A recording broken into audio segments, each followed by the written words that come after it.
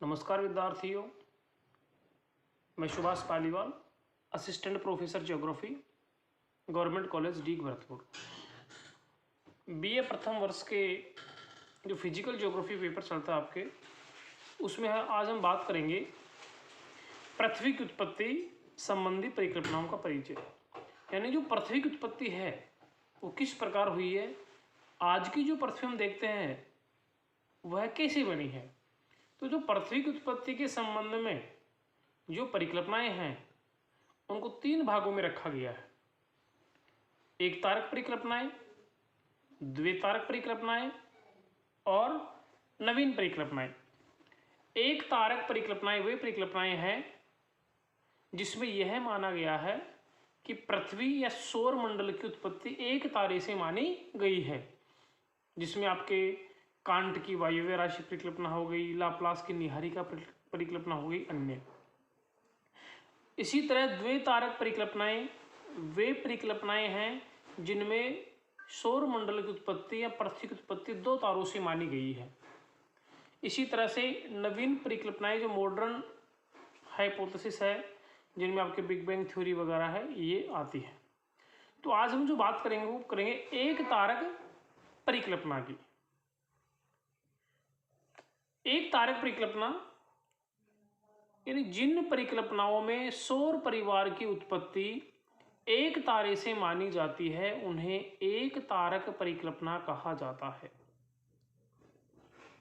इन परिकल्पनाओं के अनुसार सौर परिवार की उत्पत्ति एक क्रमिक विकास प्रक्रिया का परिणाम है।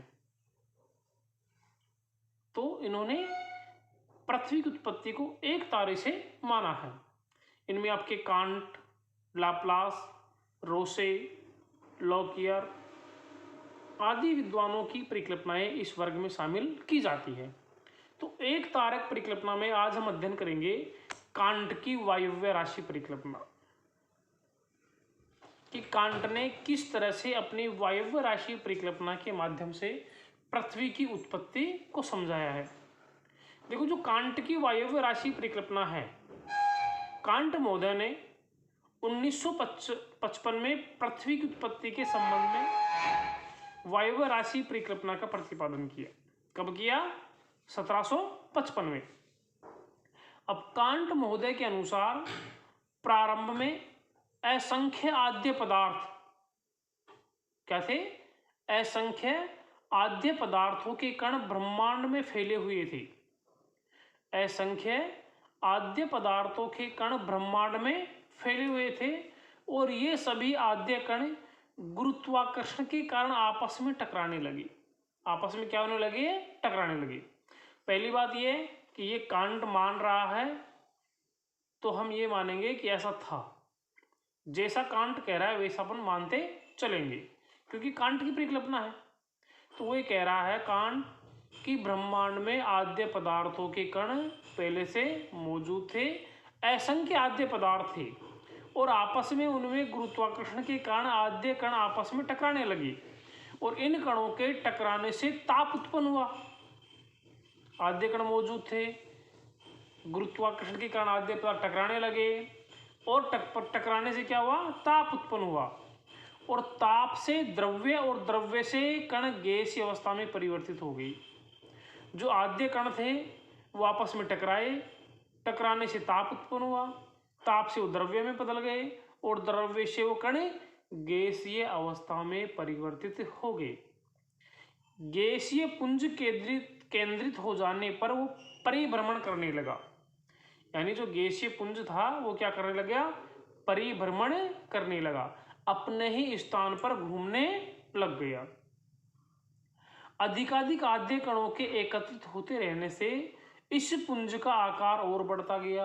जो ये गैसीय पुंज बना, इसमें अन्य आद्य कण भी जुड़ते गए और इस गैसीय पुंज का जो आकार है वो क्या होने लगा? और भी ज्यादा बड़ा आकार होने लगा, इसका आकार बढ़ता गया। कांट ये मानता है कि गैसीय पुंज का आकार बढ़ने के साथ साथ उसकी परिभ्रमण गति में वृद्धि होने लगी।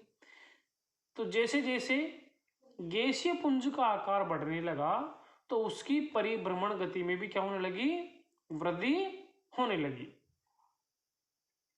परिणाम स्वरूप एक स्थिति यह आई कि परिभ्रमण गति बढ़ जाने से गुरुत्वाकर्षण बल की अपेक्षा अपकेंद्रीय बल अधिक बढ़ गया, यानी उसका आकार बढ़ता गया और आकार बढ़ते जाने से परिभ्रमण गति बढ़ती गई।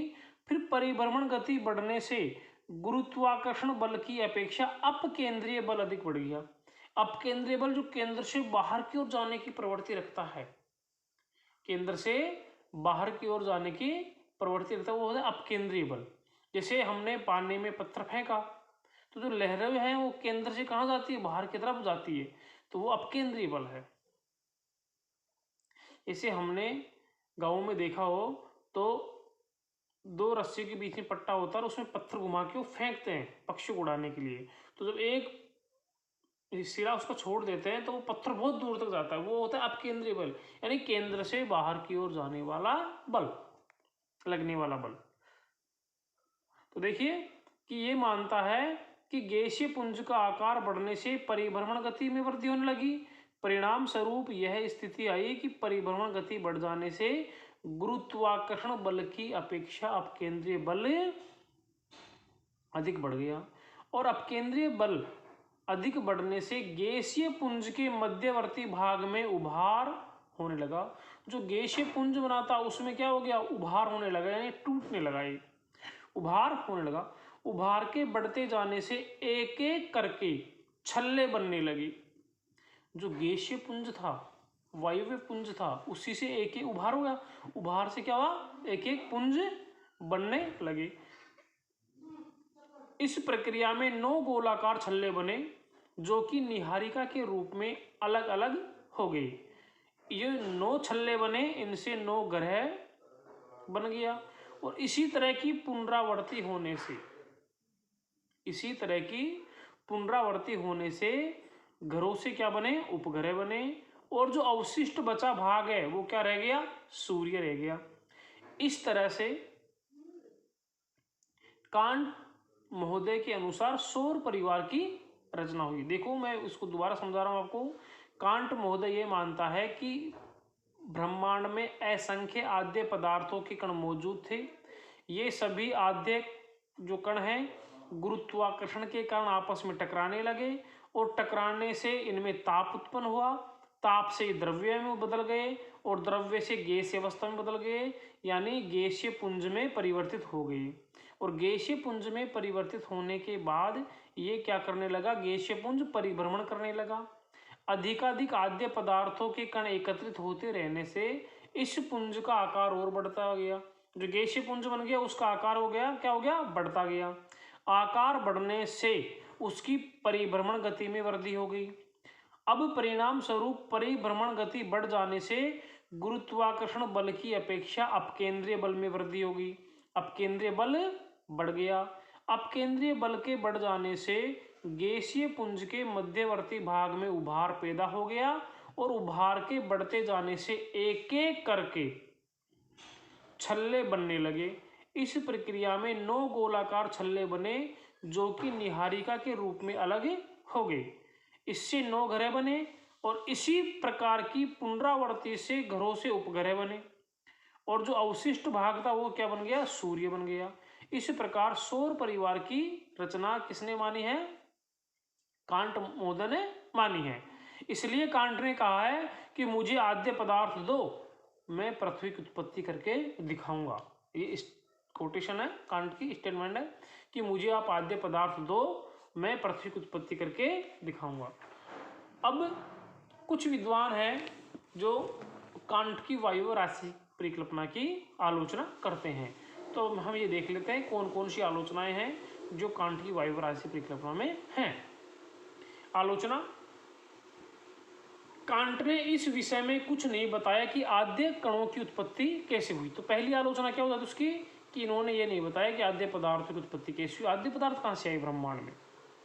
दूसरी आलोचना, कांट के अनुसार आद्य कण गुरुत्वाकर्षण शक्ति कण आपस में टकराने लगे, तो यह शक्ति पहले कहाँ थी और बाद में कैसे प्रकट हो गई, यह प्रश्न अनुत्तरित है। उन्होंने कहा कि बाद में गुरुत्वाकर्षण शक्ति के कारण आपस में टकराने लगे, तो पहले से शक्ति कहाँ थी वो। गति विज्ञान के अनुसार आद्य कणों के आपस में टकराने से उसमें परिभ्रमण गति पैदा नहीं हो सकती, यह भी इसकी आलोचना है। कांट की यह मान्यता भी कि गैसीय पुंज का आकार बढ़ने के साथ साथ उसकी परिभ्रमण गति में वृद्धि होने लगी है, गति विज्ञान के नियमों के विपरीत है। तो यह आज हमने देखा कांट की वायु राशि परिकल्पना और उसकी आलोचना। अगले वीडियो में फिर हम अगली परिकल्पना की बात करेंगे। नमस्कार।